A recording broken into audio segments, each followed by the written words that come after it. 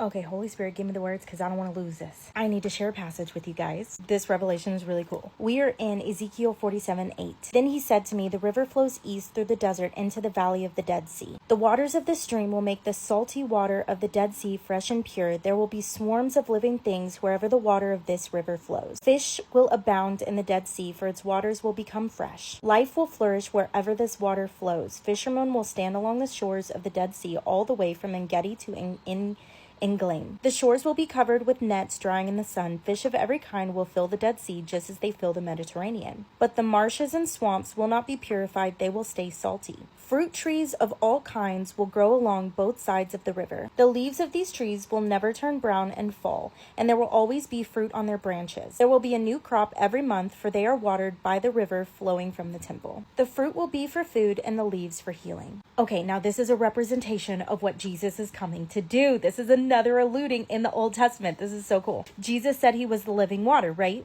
Okay, the water of the stream will make salty waters of the Dead Sea fresh and pure. So this water is cleansing. We're the Dead Sea. There will be swarms of living things wherever the water of this river flows. Everybody that followed Jesus was healed. They came to life. They went from death to life. Swarms of living things. Fish will abound in the Dead Sea, for its waters will become fresh. Life will flourish wherever this water flows. Jesus said he came not to take life, but to give it to the fullest. Life will flourish wherever this water flows. Water is Jesus. Fishermen will stand along the shores of the Dead Sea, all the way from En-Gedi to En-Eglaim. People will come from all over to see what this water does, to reap the benefits of this water. Fish of every kind will fill the Dead Sea just as they fill the Mediterranean. There will be people of all kinds able to live and be and flourish because of this water. But the marshes and swamps will not be purified, they will stay salty. I'm not even going to go into that because I don't fully understand that, so I'm not going to share anything that I'm not sure of. Fruit trees of all kinds will grow along both sides of the river.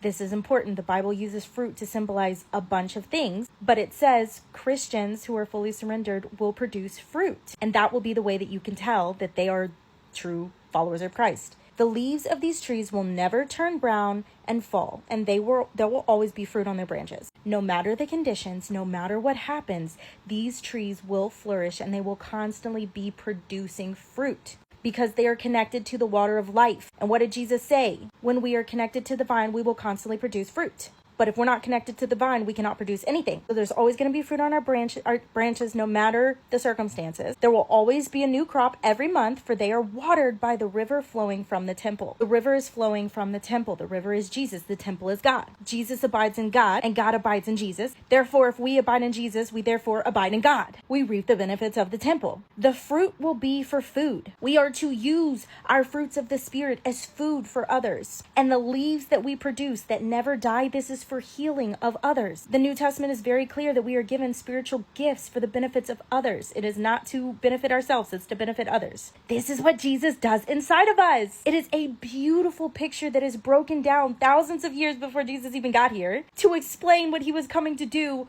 perfectly to a T. The Bible is complete. It is perfect. It is the perfect connection. And these authors didn't know each other, didn't live in the same time period. And he was able to perfectly describe what Jesus was going to come and say he was there to do. How amazing is that? I'm sorry, I'm so excited. This was such a cool revelation. I'm so excited. I love going deeper with the Lord. I love sharing this with you guys.